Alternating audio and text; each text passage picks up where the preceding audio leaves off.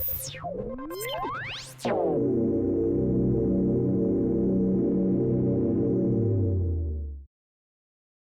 Assalamualaikum warahmatullahi wabarakatuh. Selamat pagi, selamat datang di mata kuliah perdana, mata kuliah praktik temu balik informasi. Di pertemuan perdana ini, saya akan menjelaskan terkait dengan muatan materi mata kuliah praktik temu balik informasi.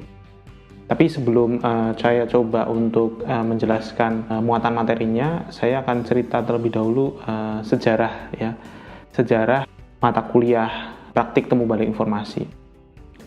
Sebenarnya mata kuliah praktik temu balik informasi ini adalah awalnya bernama temu balik informasi saja, dan ini diberikan di semester 3 ya, bersamaan dengan mata kuliah sumber dan jasa informasi. Lalu kami Prodi Ilmu Usahaan melakukan revisi kurikulum ya, sehingga menggeser atau memajukan mata kuliah temu balik informasi ini menjadi digeser di semester 2 ya. Harapannya dengan diberikan terlebih dahulu di semester 2 nanti bisa menjadi bekal untuk mengambil mata kuliah sumber dan jasa informasi di semester 3, sehingga tidak terkesan overlapping untuk muatan dari materi sumber jasa informasi dan temu balik informasi. Nah, di kurikulum yang baru ini atau Prodi menyebutnya kurikulum merdeka, mata kuliah temu balik informasi ini dipindah ke semester 2 dan diberikan nama praktik temu balik informasi. Sebenarnya tanpa nama praktik ya, mata kuliah temu balik informasi ini memang lahirnya atau ditujukan gitu ya untuk melakukan praktik ya. Jadi aktivitasnya nanti kita akan ada aktivitas praktik juga. Praktiknya apa ya? Nanti akan saya jelaskan sekaligus di dalam saya menjelaskan muatan materi yang ada di mata kuliah temu balik informasi. Kalau kita membahas tentang temu balik informasi ya, di mata kuliah ini juga diajarkan, kalau kita baca ya dari deskripsi singkat mata kuliah, nanti deskripsi singkat mata kuliah ini tersedia di MS Team ya, teman-teman bisa baca secara detail.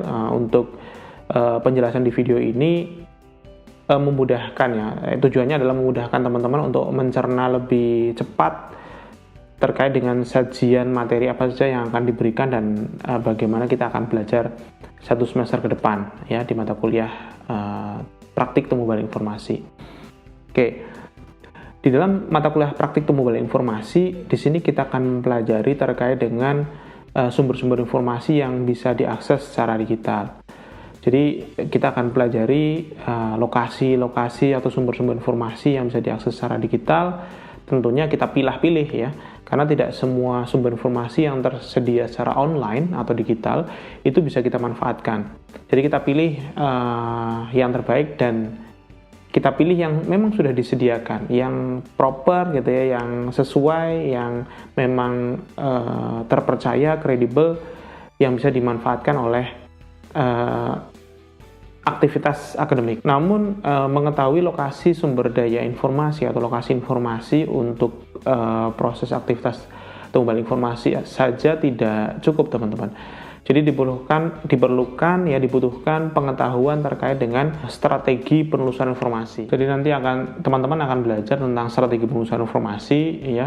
Nanti kalian akan mengenal tentang apa itu Boolean operator, kemudian apa itu recall and precision, kemudian apa itu thesaurus ya, bagaimana merencanakan atau membuat sebuah strategi penelusuran informasi dan sebagainya. Pastinya teman-teman nanti akan praktik terkait dengan aktivitas penelusuran informasi. Nah, kalau kita bicara tentang temu balik informasi ya, sebenarnya teman-teman, temu balik informasi atau penelusuran informasi ya, ini sebenarnya adalah skill atau kemampuan dasar yang harus dimiliki oleh seluruh mahasiswa ya. Tidak ada kekhususan harus dimiliki oleh mahasiswa ilmu perusahaan saja, tetapi seluruh mahasiswa yang bukan hanya di Undip saja, tapi di seluruh mahasiswa di dunia ini normalnya gitu ya, harusnya memang memiliki pengetahuan dasar terkait dengan penelusuran informasi. Kenapa gitu ya? Karena kalau kita perhatikan ya, aktivitas di perguruan tinggi itu kan ya minimal kita kalau di Indonesia mengenal ada tridharma perguruan tinggi, ada pendidikan, penelitian, dan pengabdian. Nah, aktivitas pendidikan, teman-teman mengerjakan tugas, kemudian kalian diminta untuk membuat paper, membuat tulisan, kemudian nanti ada aktivitas penelitian juga di dalam pendidikan juga, dan nanti di akhir, tugas akhir teman-teman juga akan melakukan penelitian skripsi gitu ya. Nah, di sini dibutuhkan sebuah kemampuan ya, yaitu ya tadi yang seperti yang sudah saya sebutkan, yaitu kemampuan penelusuran informasi. Selain itu, dalam proses pendidikan terlebih di saat sekarang ini ya, di pandemi ini, dan ya ada keterbatasan, kita tidak bisa bertatap muka, terlebih teman-teman ini semester 2 kita belum pernah ketemu ya secara langsung ya, ketemunya mungkin ya sekali ini secara online. Artinya kami sebagai dosen mungkin akan lebih banyak melakukan ya proses pembelajarannya bisa disebut distance learning, tetapi apa yang kami lakukan itu lebih ke remote learning gitu ya, remote learning.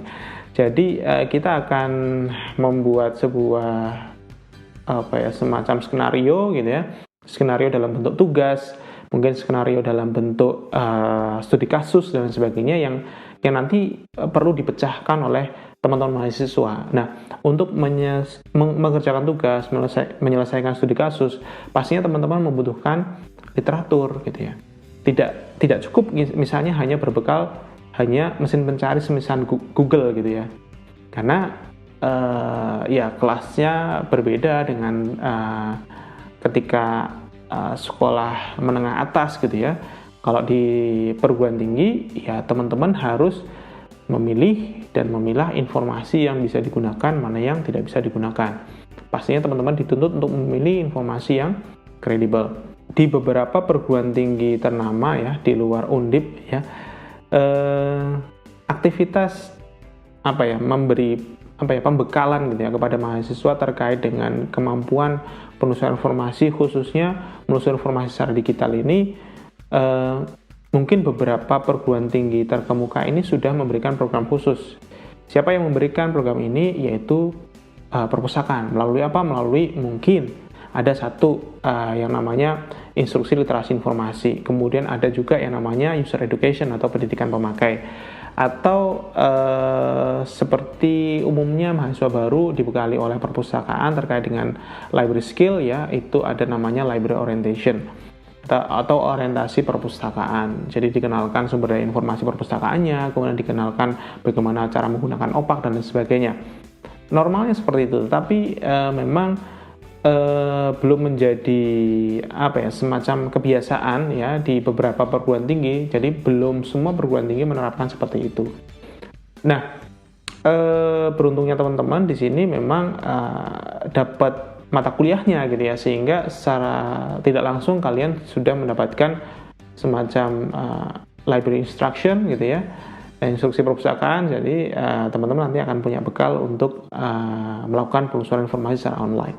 Itu terkait dengan deskripsi singkat dan terkait intermezzo yang lain-lainnya gitu ya.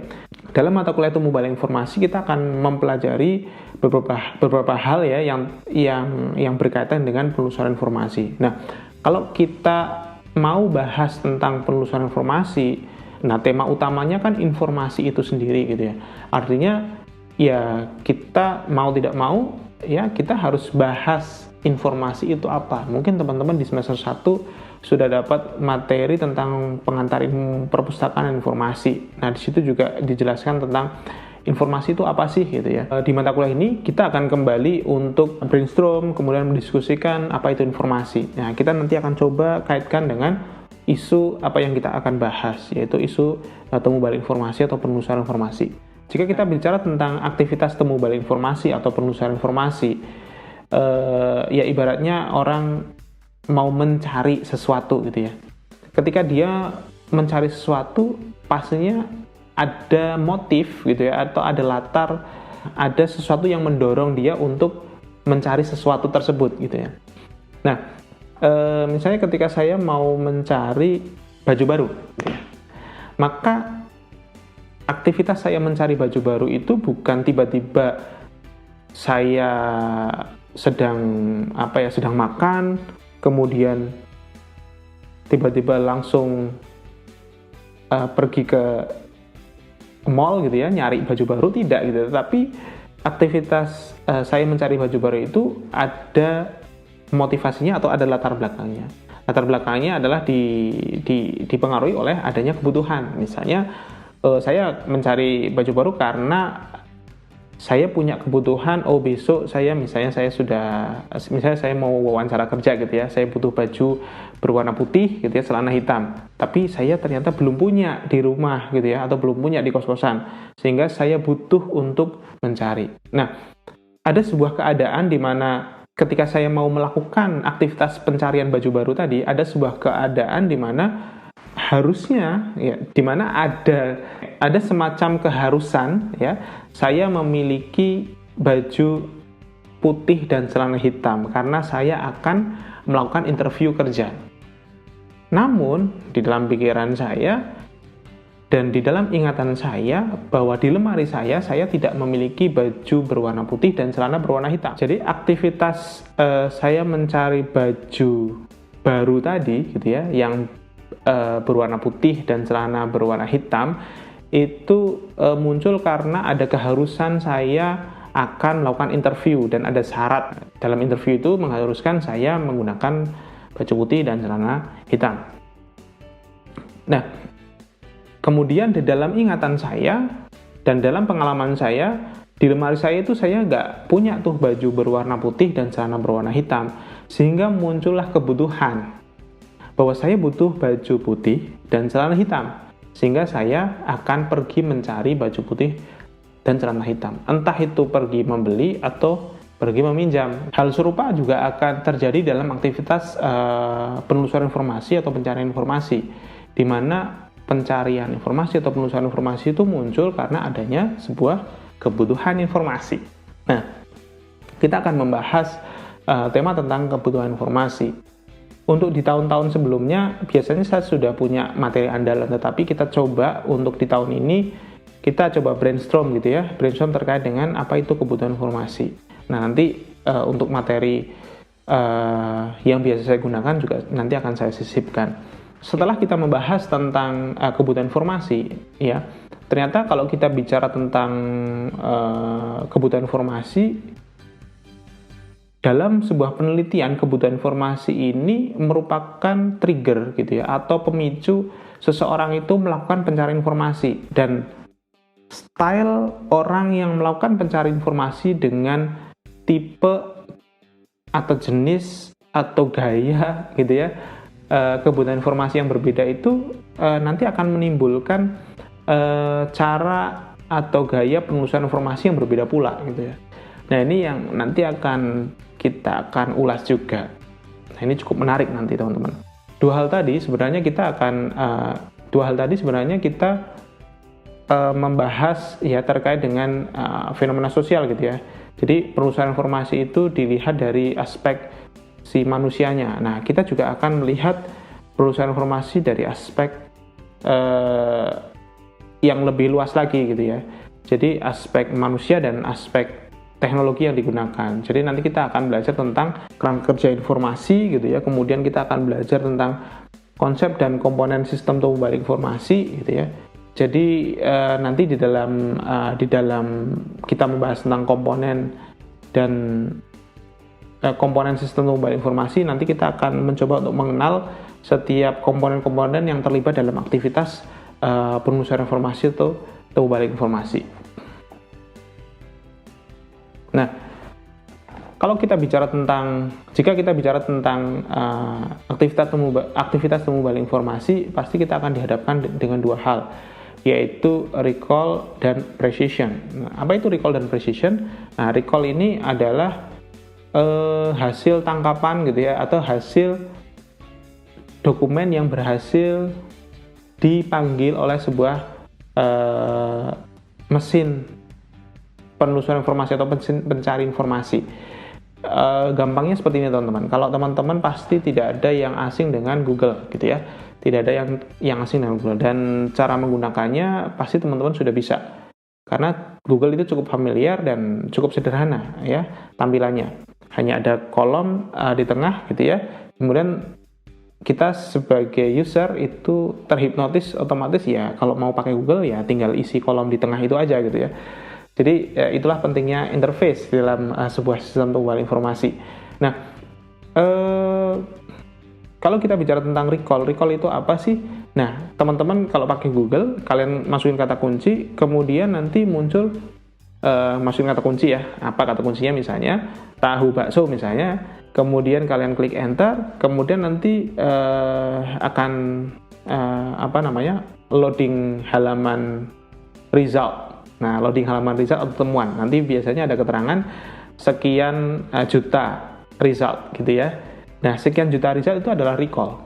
Jadi, recall ini dokumen yang berhasil dipanggil oleh sistem pengubah informasi. Nah, sistem pengubah informasi itu ya tadi mesin pencari dan lain sebagainya. Kalau di perpustakaan ya OPAC dan lain sebagainya. Nah, nanti kita akan belajar juga tentang sistem pengubah informasi. Tadi sebelumnya kita sudah belajar tentang komponen sistem pengubah informasi.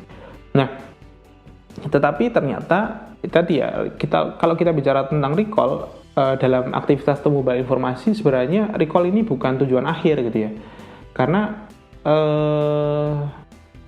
sebenarnya ada yang lebih penting juga dari recall, yaitu precision tadi ya, presisi. Apa itu presisi ya? Dari kata presisi gitu ya. Jadi ibarat kita mau cari baju tadi seperti yang saya ungkapkan di depan gitu ya. Saya cari baju yang sesuai dengan apa yang saya butuhkan. Oh, saya pinginnya kaos berwarna ini warna apa ya ini? Ini sebenarnya warnanya krem agak orange gitu ya. Saya mau cari baju kaos warna krem warna orange misalnya,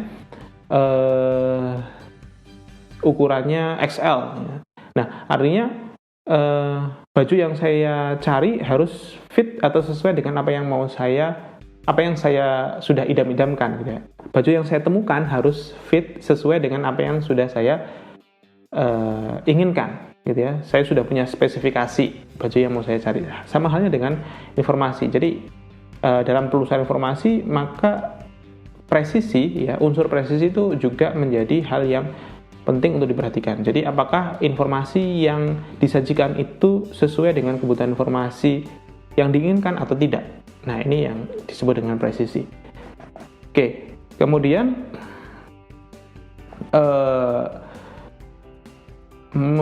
mendekati kita melakukan praktik penelusuran informasi, kita akan mengenal dulu apa itu Boolean search. Kemudian kita akan mengenal apa itu metadata. Tetapi metadata di sini ya kita langsung praktis ke metadata deskripsi gitu ya, sama seperti yang teman-teman pelajari di mata kuliah pengolahan bahan pustaka gitu ya. Jadi bahwa sebuah dokumen gitu ya, dia punya metadatanya terdiri dari misalnya nama pengarang, kemudian judul dan sebagainya. Oke. Kemudian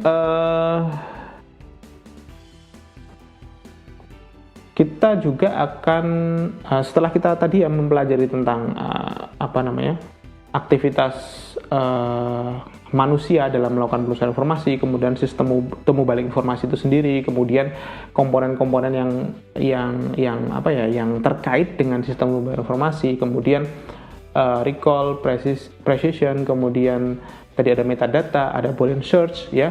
Kemudian kita juga akan pelajari tentang lokasi sumber informasi. Nah, ini penting gitu ya. Nah, ketika kita mempelajari tentang lokasi sumber informasi, nanti kita akan banyak condong kepada sumber informasi yang kredibel gitu ya. Ya, kalau kita bicara di ranah perguruan tinggi, nanti kita akan fokus ke sumber informasi yang sifatnya atau yang berasal dari portal jurnal. Nah, kita akan coba optimalkan portal jurnal yang dilakukan oleh Universitas Diponegoro, oleh Undip gitu ya. Mungkin mahasiswa semester 2 ini belum pernah menyentuh, ya mungkin hanya penasaran saja melakukan klik gitu ya di menu di dalam SSO teman-teman ya. Di SSO teman-teman kan banyak ya, ada siap, mungkin yang paling kalian akses adalah siap gitu ya, tetapi menu-menu yang lainnya atau sistem informasi yang lainnya juga penting. Salah satunya adalah e-resource atau e-journal ya, yang dilanggan oleh Undip. Kalau teman-teman lihat di akun atau di halaman home dari akun SSO teman-teman, di sana ada halaman e-journal ya, jurnal yang di-subscribe atau yang dilanggan oleh Undip. Perlu teman-teman ketahui, Undip melanggan jurnal tersebut tidaklah murah gitu ya, tetapi ya lumayan lah gitu ya. Ya informasi terakhir saya belum dengar, tetapi mungkin beberapa tahun yang lalu informasi melanggan jurnal dalam kurun waktu 1 tahun yang dilakukan oleh Undip itu sekitar 9 miliar gitu ya, 9 miliar dalam kurun waktu 1 tahun saja. Nanti di tahun selanjutnya ya bayar lagi 9 miliar dan seterusnya seperti itu. Artinya sangat disayangkan jika sumber daya informasi yang mahal ini gitu ya tidak dimanfaatkan secara optimal oleh seluruh sivitas akademika Undip. Mungkin baru dimanfaatkan oleh beberapa segelintir mahasiswa, mungkin kebanyakan mahasiswa pasca sarjana gitu ya, atau para dosen. Nah, mahasiswa S1 ini paling make nanti kalau udah akhir-akhir gitu ya, akhir-akhir semester 8, semester 7 gitu ya, kalau sudah bikin skripsi nanti baru kelabakan nyari jurnal dari portal jurnal yang dilakukan oleh Undip. Nah, teman-teman mulai dari semester 2 ini di mata kuliah, melalui mata kuliah praktik temu balik informasi, kita akan coba dalami itu, kita coba akan kuasai, kita coba akan optimalkan pemanfaatannya. Nah, tidak menutup kemungkinan karena sebenarnya portal jurnal internasional yang bisa diakses dan ya tadi ya sifat informasinya itu kredibel itu sebenarnya tidak terbatas pada apa yang sudah dilanggan oleh Undip, tetapi masih banyak sekali di luar itu. Nah, nanti kita akan coba juga mengenal ya sumber daya informasi atau portal jurnal yang lain yang bisa kita manfaatkan dan bisa kita optimalkan untuk kita gunakan. Di dalam memanfaatkan portal jurnal ya, nah di dalam setiap portal jurnal itu memiliki semacam fasilitas atau menu yang mendukung aktivitas penelusuran informasi. Jadi sebenarnya mereka ya, karena tadi ya yang saya sebutkan bahwa portal jurnal itu memang tidak murah untuk dilanggan, tetapi sebenarnya berbanding lurus dengan layanan yang diberikan. Jadi ketika kita melakukan penelusuran melalui portal jurnal ilmiah tersebut, portal jurnal tersebut sudah menyediakan fasilitas yang membantu memudahkan kita untuk melakukan penelusuran informasi. Nah, kita akan coba mengenal dan mengoptimalkan pemanfaatan dan penggunaan dari menu-menu penunjang aktivitas penelusuran informasi yang ada di portal jurnal yang dilanggan oleh Undip. Nanti kita juga akan mengenal bagaimana caranya mengevaluasi bahwa ternyata informasi yang berkualitas pun ada stratifikasinya. Nah, kita bisa mengenal lebih jauh tentang apa itu, mengenal lebih jauh bagaimana teknik ya untuk memilah dan memilih atau teknik untuk mengevaluasi informasi. Kemudian setelah kita memiliki pengetahuan yang cukup lengkap terkait dengan memanfaatkan portal jurnal atau memanfaatkan sumber daya informasi online atau digital, maka tibalah saatnya ya kita kemudian melakukan praktik penelusuran informasi. Nah, di dalam praktik penelusuran informasi ini saya berharap teman-teman serius untuk melakukan praktik gitu ya, serius untuk memberikan atau mengoptimalkan dari assignment atau tugas yang atau treatment yang sudah saya rancang, yang saya akan berikan kepada teman-teman. Dan harapan saya dengan kalian optimal, dengan kalian maksimal, kemampuan atau skill penelusuran informasi ini bisa jadi bekal teman-teman untuk mengambil mata kuliah lanjutan di semester 3, yaitu mata kuliah sumber jasa informasi, kemudian mata kuliah lanjutan di semester 4, mata kuliah literasi informasi, salah satunya. Tapi sebenarnya dengan teman-teman lulus dan menguasai materi penelusuran informasi atau praktik temu balik informasi ini, ini jadi modal yang sangat penting untuk teman-teman nanti melanjutkan jenjang semester yang lebih tinggi, semester 3, semester 4, sampai nanti membuat karya akhir atau tugas akhir. Nah, untuk membuat tugas akhir atau skripsi gitu ya, pastinya kita membutuhkan informasi yang kredibel yang berasal dari artikel jurnal ilmiah. Nah, ini nanti bisa jadi bekal yang sangat penting untuk teman-teman.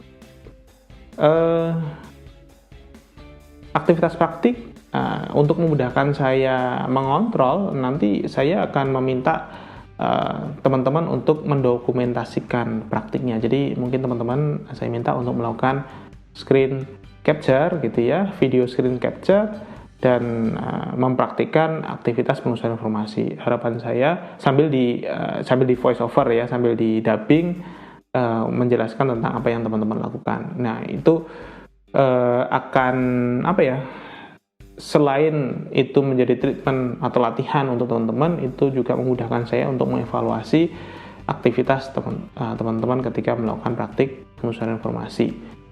Nah, kita nanti akan belajar bersama-sama terkait dengan